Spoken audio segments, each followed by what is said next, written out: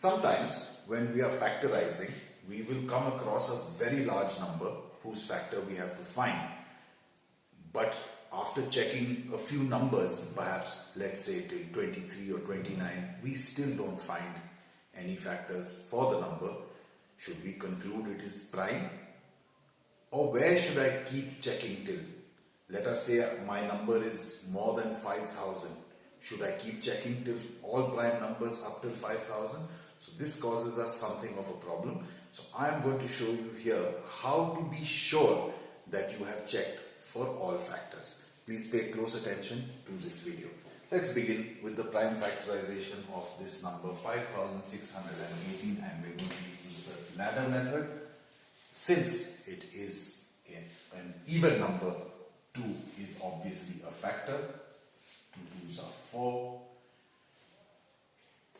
8s are 16. So we come to the number 2,809.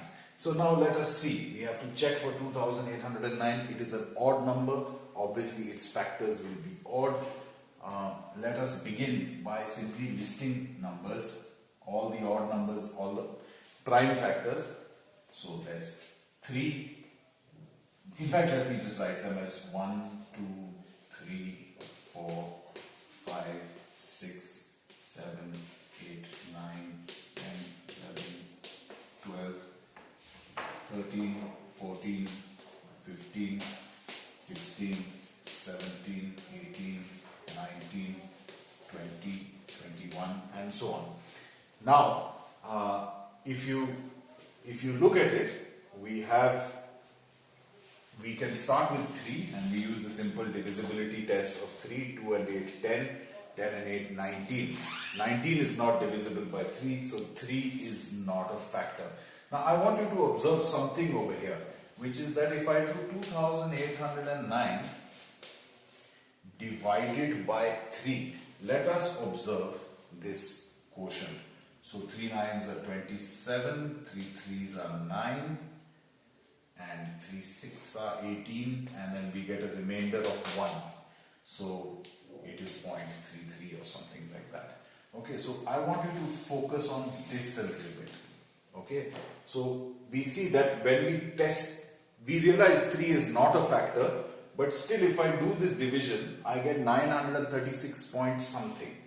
Now, let's go to the next prime number, which is 5. Obviously 5 is not a factor, but let us just do this division. Divide by 5. 5 5s are 25, carry 3, 6 5s are 35, 1s are 5, and we get a remainder of 4.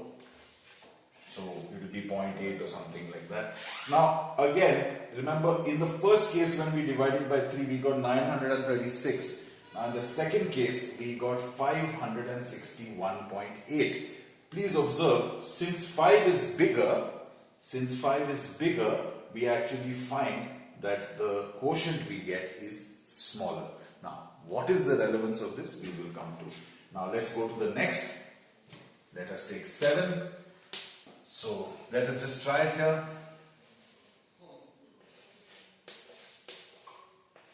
7 4s are 28. 401.2. Again, the quotient has become even smaller. 7 is not a factor. We will not check with 9. Why? Because 9 is not a prime number. It is a composite number. 3 is not a factor. It's obviously 9 cannot be a factor.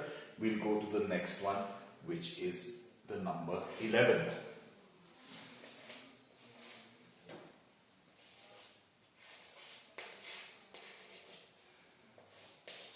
So we go to 11. 2s are 22.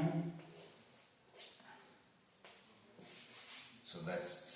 11 5s are 55. Carry 5. 11 5s are 55.3.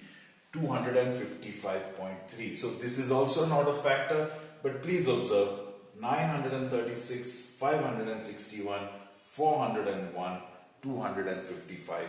Let's perhaps I will list these: 936, 561, 401. I'm just giving out the decimals. This is point something, 255.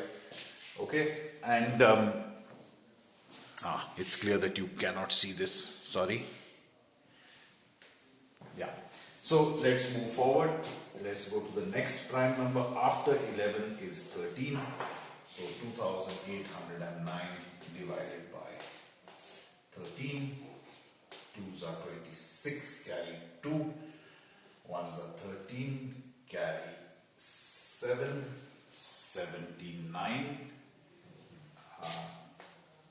6 times. So this is 0.01, I think. Okay, so 216. Let's move. This is also not a factor. It is now becoming smaller and smaller. So 13, the next prime number 15 is an odd number but not prime. So the next prime number is 17.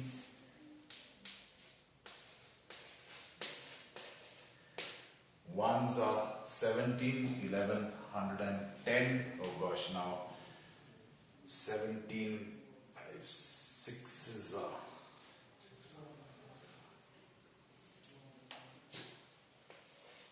6s are 42,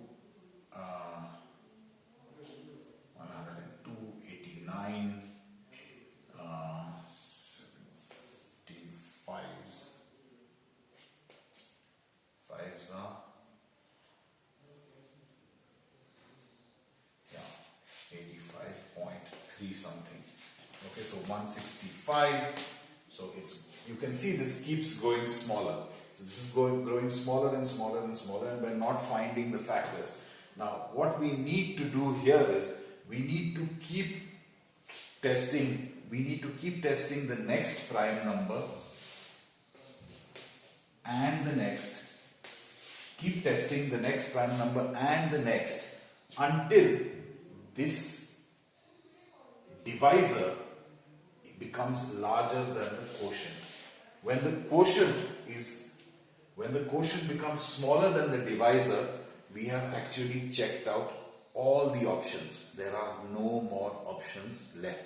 So we must continue checking until, as long as the divisor is smaller than the quotient, as long as the divisor is smaller than the quotient, we have to keep checking. Okay, once the quotient becomes smaller than the divisor, we can stop checking because there will not be any further factors. When you understand squares and square roots, you will understand the logic of this, which can be presented in a separate video.